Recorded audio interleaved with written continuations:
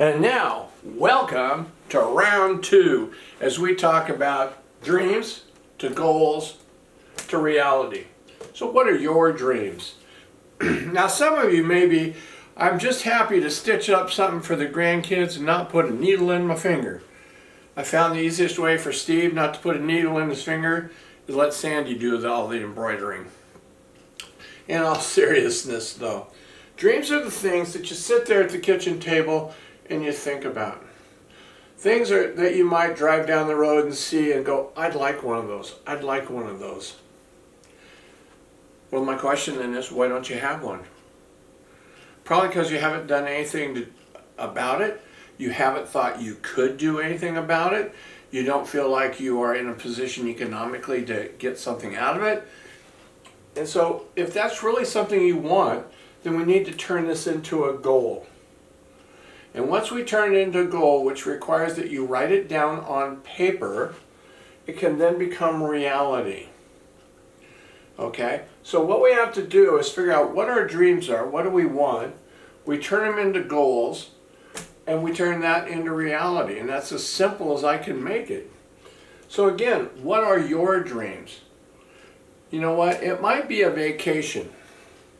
It might be a car. It might be a 6-needle machine, a 10-needle machine.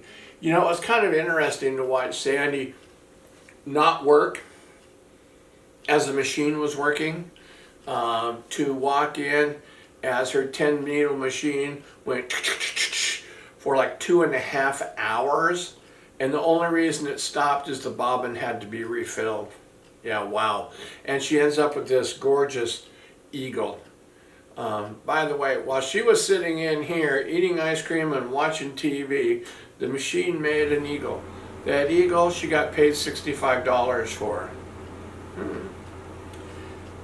Kind of interesting, don't you think?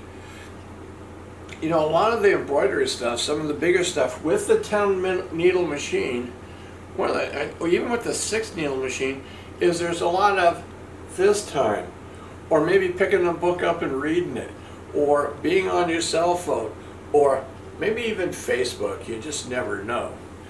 But what we want to do is show you how to do that. And that's what I'm going to start with today. My apologies for turning my back on you, but that's the only way I can do this. So we're going to start with goal setting. And after you watch this, feel free to Google SMART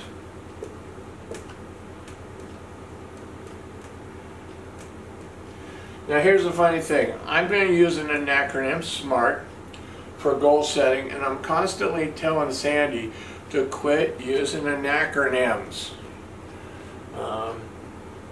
You may find her using some terminology down the road in the next year that doesn't match other people.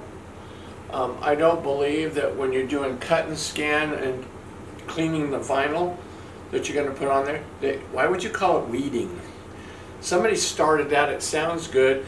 Maybe it's I'm a drug and alcohol counselor, weed. Sounds a little negative to me. We certainly don't want people high when they're using a machine. Just kidding. So anyway, here I am already using an acronym.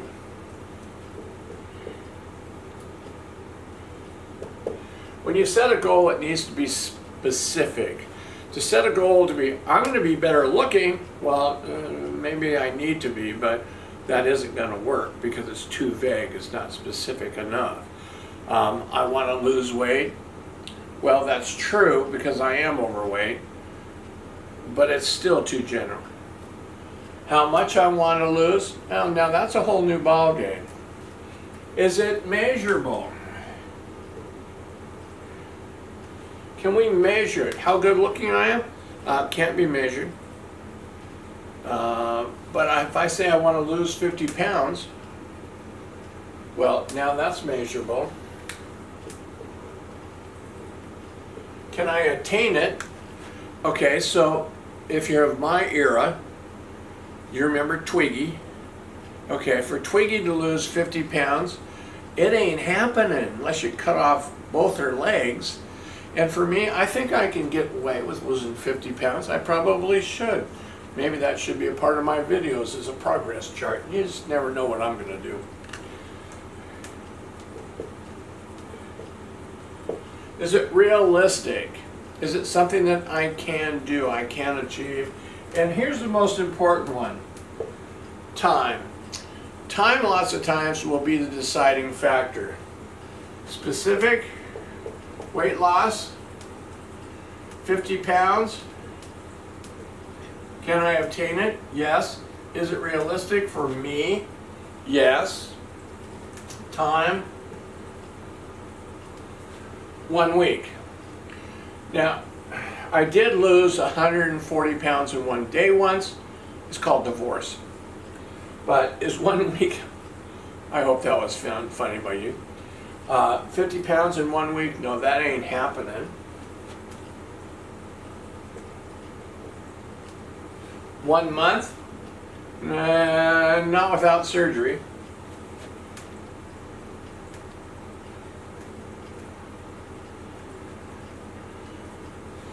How about 10 months? Okay, so this is a 10-month goal. How about if we change this a little bit in order to achieve, this is our final goal, 10 months down the road, I want to weigh 50 pounds less. How about if I change this to 5 pounds and change that to 1 month? Is this more realistic? Yes, it is. It's far more realistic. It gets a yes plus. Because now I'm watching it all the time. I won't be eating a piece of cheesecake thinking that next month I'll get rid of it. Far more practical. Goal setting. So what goals do you need to set? Well,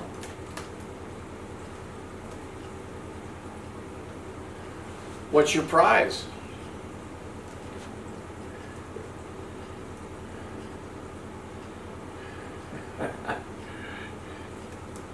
What's your prize? Brain fart there.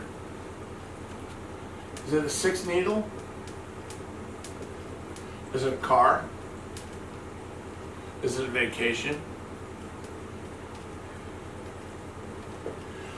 What's it going to be? That's the first thing you have to figure out. What do I want to get out of this goal setting process? What is my, come on guys, starts with a D. What's my dream? Okay, now maybe you already have that and you want a 10 needle machine. Maybe you're young and you got little kids. How about this one?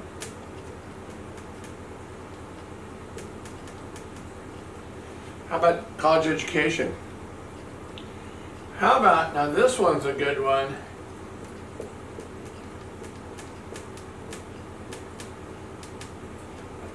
Help others. I'm going to show you a way that you can get your prize and help others at the same time. Would you be interested in that?